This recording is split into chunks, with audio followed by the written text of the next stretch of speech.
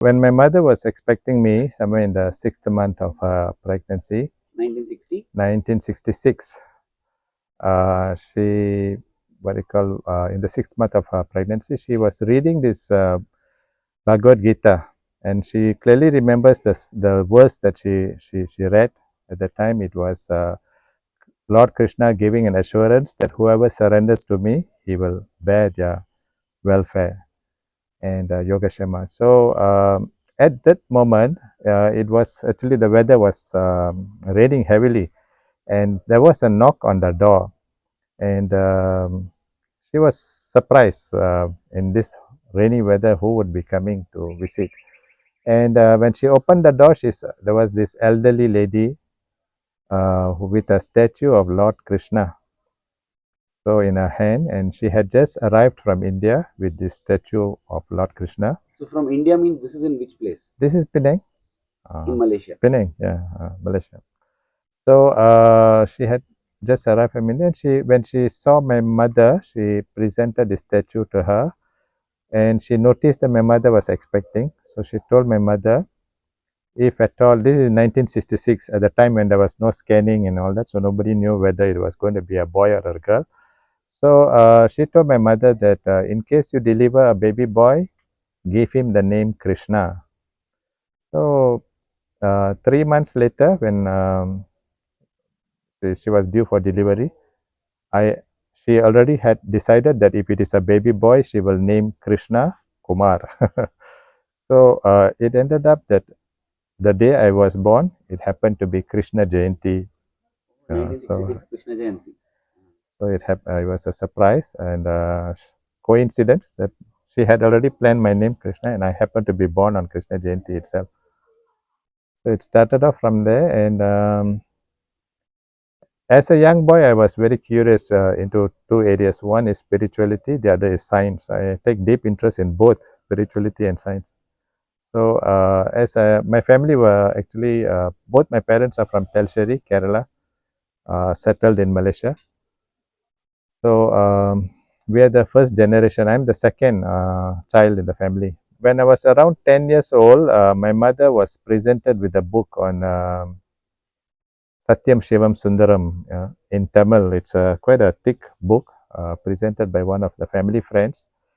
But even before that, we had some photos of Swami, people who had presented to us and told us about this person doing a lot of miracles in India and all that. But our family had a lot of reservations, those days. There were a lot of Swamijis in India, and of course with Swamis, the afro and all that, we were also a bit pessimistic. I mean, we were thinking, that may not be very genuine. But as we went through this Satyam Shivam Sundaram, my mother used to relate the stories from the book to us.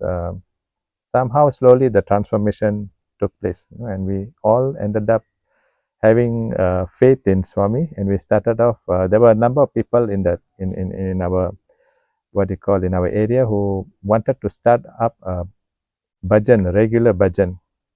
So what we did, for some time we were having bhajans from house to house, and then there was also a proposal to instead of having it house to house, why not fix at a place? So and just around that time, my father had a dream that in that dream, Swami told him to start up have the bhajans in his place regularly. So that's how we started bhajans at Brown Garden in the year 1979. But till now you have not seen Swami. No. So you started the Sai Center even before before even going to Puttaparthi. The faith all built up through the reading of this Satyam Shivam Sundaram. And we noticed that when we made prayers and everything, prayers were answered. So that even strengthened even more the faith in Swami. So then finally there was a desire, let's go and visit Swami. So this was in 1981. We made our first trip to Puttaparthi. And Puttaparthi is not like what it is today. Those days there was no hall.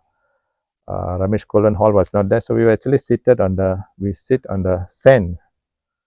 And Swami will come. It was very good at that time because we you can have close-up photographs of Swami those days. You can bring your camera and take.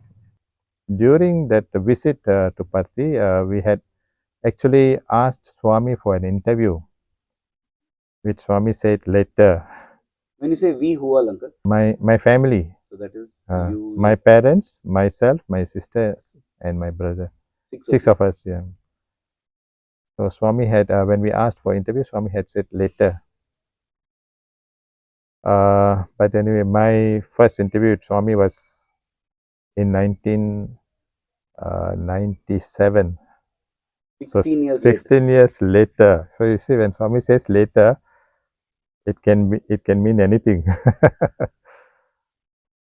But of course, in between there, we very regularly travel to Parthi, sometimes 3 times in a year. I've also done projects in India for Malaysian companies, building highways. Oh, okay. But you said you were blasting. Yeah, so I did crushing for them. It was a 24-hour operation in fast-track highway construction, Chennai bypass, NHI 19, by IGM, Malaysian company. Okay. So anyway, yeah, in between there, many times we had visited Puttaparthi, Whitefield, Kodaikanal. One lucky thing I notice every time is whenever I've got Paranamaskaram very frequently, and also managed to always hand over letters. Swami always took letters. So in some sense, it was like very consoling that at least Swami accepted our letters. So what happened in that interview, uncle? First interview? Yeah, the first interview in 1997, Swami called us up. I was actually, we have to take token when we queue up for the entry into the hall. Our group, we had taken the token and it was the last number. It was number 24, I remember. So the last row to enter into the hall. But surprisingly, that day, Swami called our group leader, who is that? Brother Chandran. So he, for interview. So naturally, the whole group had to go. But myself and another brother, we were seated in the last row. And seeing that the Swami had already called our group leader, we were just waiting to get up and go. But we thought, let Swami pass. But as Swami came to our place, Swami looked at us, pointed to both of us and told us, get up and go. So then we got up, ran to the interview room. Of course, in the interview room, Swami did ask, what are you doing? I did mention rock blasting. His Swami said, very good. And after a little while, again, he turned to me and asked, what are you doing? Again, a second time, as if, so again, I had answered rock blasting, and Swami said, very good. That was actually 97 was the time when Malaysia, we were hit by a crisis. In fact, it was worldwide. Most of the Southeast Asian countries were very badly affected.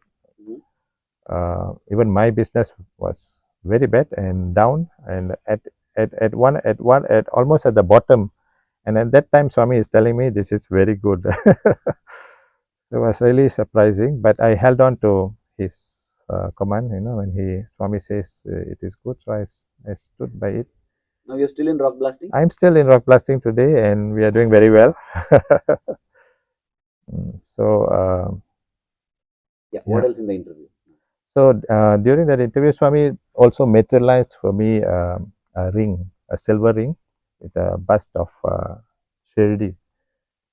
It was quite a big ring, and Swami himself placed it into my index finger. It appeared a little weird. Previously, I never liked to wear all these accessories. So although my mother used to pester me, you wear a chain or something, I never. Probably Swami knew that. He didn't give me chain or anything, but he materialized the silver ring, and it looked a little odd on my finger, on the right index finger. But I noticed one thing. Whenever I meet people, I shake hands, or if I write any documents or sign any documents or anything, the pen always will be in contact with the ring. So I thought there must be something behind this. Did you feel that all those things started becoming successful after the ring? I think to an extent the ring was protecting me from something, probably, and like I said, it was some of the lowest peak of life at that time. business But was you so don't bad. seem to have the ring. Yeah. So what had happened? My group leader did mention that when his wife had a heart attack, he also had this a similar ring, ring. He took it and placed it on his wife. She was like doctors like saying, about to go or something. But after he took out his ring and placed it on his wife, placed it for his wife, she's recovered and she's well until today. So this thing struck me when my father was in hospital. The doctor said the same thing. They said this. You better call all your relatives. Things are not good. And so when we rushed to the hospital, the first thing I did, this thing came to my memory. So that was the first time I never took my ring out from my finger. From the day Swami had placed it, it was always on my finger. So at that time, I took this ring out and I put it for my father. And surprisingly, because actually the doctors at that time resuscitated him, Okay. heart failure. So what had happened is when I took this ring and I placed it on his finger, uh, surprisingly he sort of recovered from that episode. But the other thing is we also called all our relatives, my brothers, sisters, everybody came down. And the doctor at the hospital said it is quite an amazing recovery surprise. But for us, it was like all the relatives had come, family, friends, and everybody else had come to visit. And it was lucky that he got to see all of us. 5 days later, he passed on. So then, after that, I had placed back the ring again into my finger. So similarly, later years, my mother had some problem. Again, similar instances, and again, I did the same thing. I took my ring out, placed it for my mother. She recovered. Second time also, she was also in a serious condition, and doctors were like giving up. And that time also, she recovered. So these are what kind of heart, uncle? Again? My mother had liver problem, and she was also diabetic. But the two recoveries, she came out of hospital and then so I placed it back. But the third one, when she was admitted in a hospital again, I placed it on her finger. She recovered, but it slipped. My mother's finger is a little smaller, so it slipped out from my mother's finger. And somebody from the hospital had taken it and played with it or something. In fact, the next bed's grandchildren played with the ring. They found something on the floor. But they had misplaced it somewhere else because they noticed Shirdi image on it and they were thinking this is some Muslim fakir or something. So and the ring got misplaced. So the ring served its purpose. Purpose, Saved yeah, your mother save for mother and father, and also in my business, I had already come out of the troubles. The first interview was in August '97. Second interview was on January 30th, '98, just a few months down. What happened is, even in my earlier days, I had always thought that I should not get married, should remain a bachelor. I wanted to only serve Swami. And I thought being a bachelor will be the best way that you can be fully dedicated to serving Swami. And you won't have this burden of family and all these things, trouble. So, but it so happened I could not express this to my parents, and they were very they were looking forward that I should settle down, and they did check my horoscope and all these things. It says that after 30 only you should start. And by then, actually, there's some proposals did come in, but my parents had to hold it back. Once I reached because your horoscope said that after 30, yeah. So once the moment I crossed 30, my parents were already looking for proposals, and quite a number in proposals came right until 32. I think if I'm not mistaken, 15, 16 proposals were there. And somehow every one of these proposals, the horoscope did not match. So it was surprising, and my parents were very, they were particular because we are Malayali families, and they were looking for a Malayali bride, and so father was like sort of, I think I have to give up looking for, it's so many proposals and none of them matching, so a very surprising thing. And that, and I, every time when this thing became negative, the proposal turned out negative, I was thinking, Swami, so you are going to do something. I mean, I was still confident Swami is going to tell me you remain bachelor. Uh, and I wanted it to be from Swami, but in my second interview in 98, January 30th, um, Swami called us up. And in that interview room, Swami was speaking to a few people. Then suddenly he turned to me. He asked me, "Where is your wife?" I was a bit surprised because just a few months earlier, I had also another interview. So I was no mention of anything. This time, Swami is asking, "Where's your wife?" I said, "Swami, I'm not married." Then Swami asked, "Why are you not married?" So it was like Swami now blaming me, "Why you didn't get married?" And I was wondering, oh, so I said, "Swami, you look for somebody for me." Then Swami looked at me for a while. Then he said, "In the last 2 years, I know your parents were looking for proposals for you.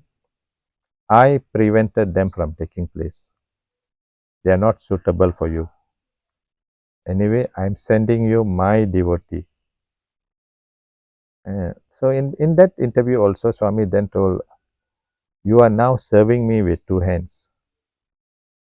After marriage, you will be serving me with four hands." And on top, in addition to that, then Swami went on to say, "I love children. I want children." So, and again, he repeated that again. "I love children. I want children." So then everybody were, in the group, everybody was.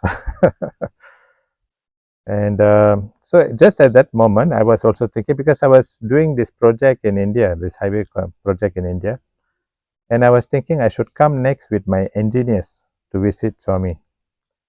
Oh, of course, during the interview, Swami also said, "Today is January. By December, you must get married."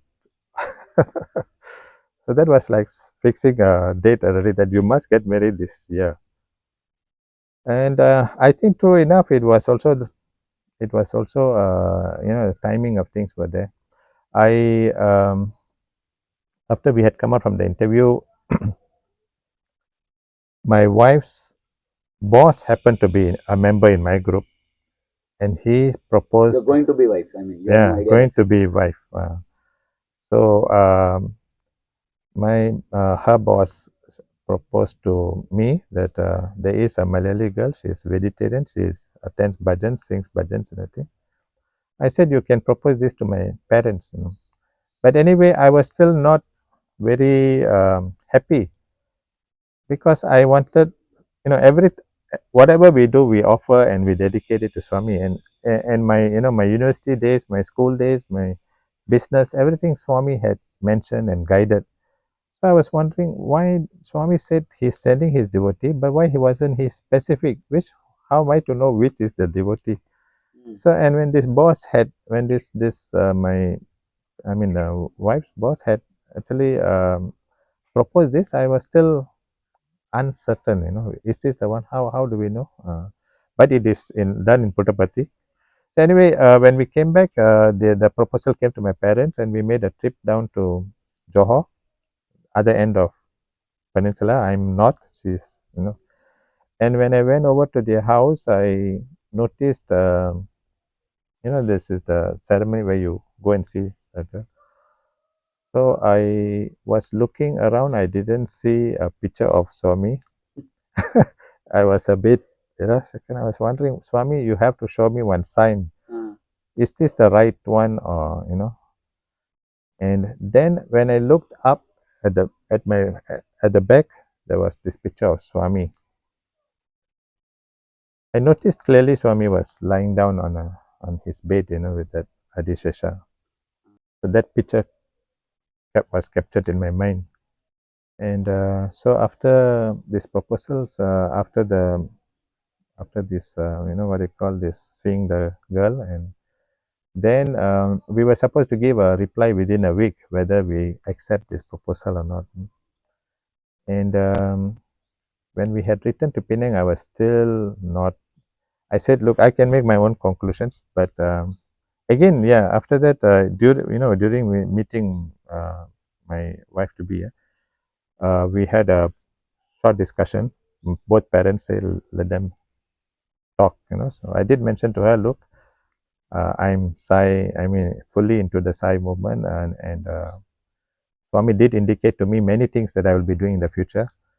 So don't get carried away if you think it is a businessman and whatever you hear outside, because I'm really committed to growing the organization and serving Swami.